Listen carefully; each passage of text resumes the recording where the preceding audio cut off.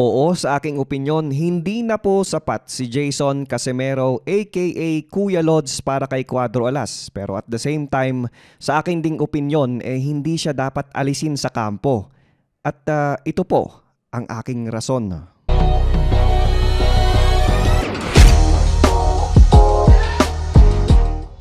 So yun nga, sobrang init ngayon ng usapin tungkol sa magkapatid na John Riel at Jason Casimero dahil tila raw laging wala na sa kondisyon si Cuadro Alas simula nang humiwalay siya sa MP promotion at ang in charge na nga sa kanyang training ay ang kanyang kuya. Pero para sa akin, may sarili kasing lengguwahe yung magkapatid.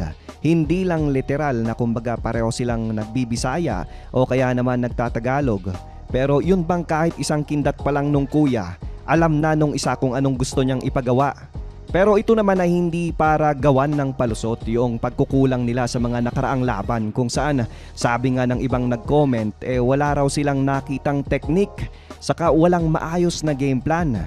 Marami nga nagsabi na naging bara-bara daw ang galaw ni Cuadro Alas. Halimbawa nung huling laban, yung unang laban ng Team Cuadro Alas sa Japan na dapat ay magpapakitang gilas siya. Tapos ang kalaban, ang dating world champion na si Yukinori Oguni. Ang lumutang nga ng mga kataga rito ay yung diskarte tol. Well, in fairness naman doon sa magkapatid, maaring alam na ni John Riel ang ibig sabihin ng kanyang kuya nung narinig niya ito. Pero syempre hindi kasi natin yan sigurado kung ganun nga talaga o sadyang wala lang talagang specific na plano. May time din kasi sa laban na habang nagko-coach ka kahit gaano ka pa kagaling pero posible na mablangko ka pa rin. Pwedeng dahil sa pressure o kaya naman dahil sa kakulangan ng experience. Saka marami pang faktor. Pero sa kabila niyan, alam kong alam ninyo, lalo na yung mga may matagal ng kaibigan o kapatid, yung tipong kahit hindi mo kasundo lagi, pero dahil sa tagal ninyong magkasama, madali na lang kayong nagkakaintindihan. Pwedeng sa pamamagitan ng senyas, sa salita na kahit hindi kumpleto, o kaya kahit nga sa tono ng boses. So kung meron kang ibabato na diskarte kay Cuadro Alas, madali niya yang mapipick up kung manggagaling sa kanyang kuya. Kasi nga malalim at mahaba na yung kanilang bond.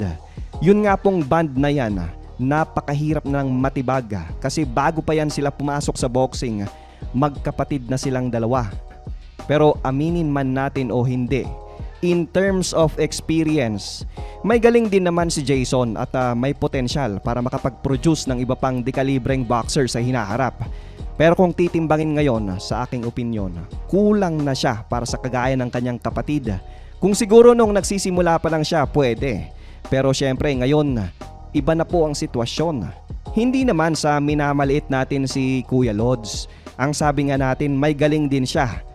Sadyang accelerated lang si Cuadro Alas. Kumbaga, na-outgrow na niya ang kanyang kuya. Lahat na ng nalalaman ni Jason, naipasa na niya kay Cuadro Alas. Ang layo na ng kanyang level. Pwede nga nating sabihin na isa siya sa mga nilalang na 1 in a million gifted na boxer. Yun nga lang, para mailabas ang kanyang potensyal, kailangan din niya ng 1 in a million na boxing trainer. Siguro medyo na-exage natin yung mga salitaan pero andun na nga po yung punto. Dapat lumelebel ang trainer o di kaya'y mas angat pa siya para mas may matutunan ang kanyang alaga. Hindi naman sa sinasabi nating kailangang naging world champion din yung trainer.